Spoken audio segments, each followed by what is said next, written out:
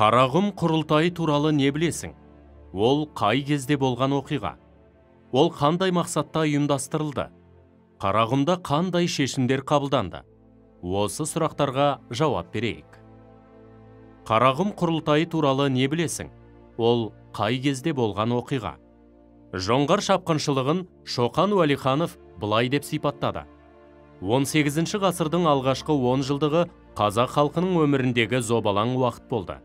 Жоңғарлар, еділ қалмақтары, жайық қазақтары мен башқұрттар жан-жақтан қазақ ұлыстарын талқандап, малдарын тартып алып, тұтас отбасылармен тұтқынға кетіп отырды.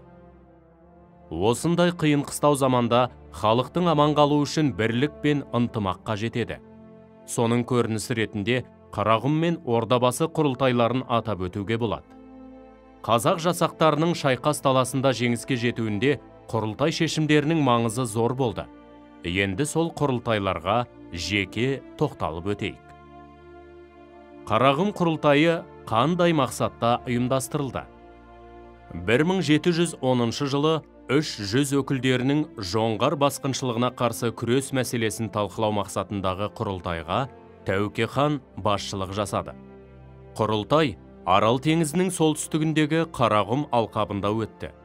Тәуке хан қазақ жасақтары мен руларын басқаруды құрылымдық тұрғыдан қайта ұйымдастырудың жоспарын ұсынды. Қорғаныс қабілетін нығайту үшін сұлтандар билігін шектеп, 300-ді билер арқылы басқаруға ұмтылды. Жиынға қатысушылардың пікірлері ортақ болған жоқ. Олардың бір бөлігі жоңғарларға бодан болуды жөн көрсе, кейбіреулері артын күтуді ұсынды. Дегенмен, Бөгенбай батыр халықты жоңғарларға қарсы шабуыл жасауға көндірді. Бөгенбай батыр Қарағымда болған құрылтайда таланған көштің, тұтқындалған бала-шағаның бейшара бақылаушысы болып отырмаймыз. Жаудан кек аламыз, өлсек қару ұстап өлеміз. Қыпшақ сарбаздарының жалтарған кезі болды ма? Жаудың зұлымдығына шыдап отыра алмайым. Жауға мінер тұлпар құрып па, сұр жебет олы қорамсап қаңырап бос қалып па? Деп сөз сөйлеп, қазақтардың рухын көтерді. Қарағымда қандай шешімдер қабылданды? Тәуке хан басшылық еткен бұл жиында Төле, Қазбек, Әйтеке билердің ақыл кеңестері мақұлданды. Нәтижесінде құрылтайда бүкіл қазақтық жасақ құру туралы шешім қабылданды. Жоңғар басқыншыларына тойтарыс беруді ұйымдастырған Әбілқайырдың өзі бастаған қазақ жасақтары 1711 жылы жауды шығысқа қарай ығыстырды.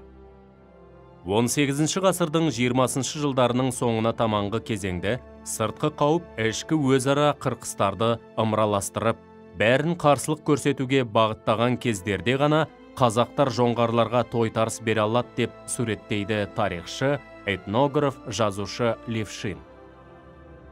Левшиннің пікірінен қазақтардың бірлесе отырып жауға тойтарыс беруге мол мүмкіндігінің бар болғанын білеміз. Алайда қазақтардың арасындағы алауыздық пен таққа талас мәселелері жауға қарсы тұруға мүмкіндік бермеді.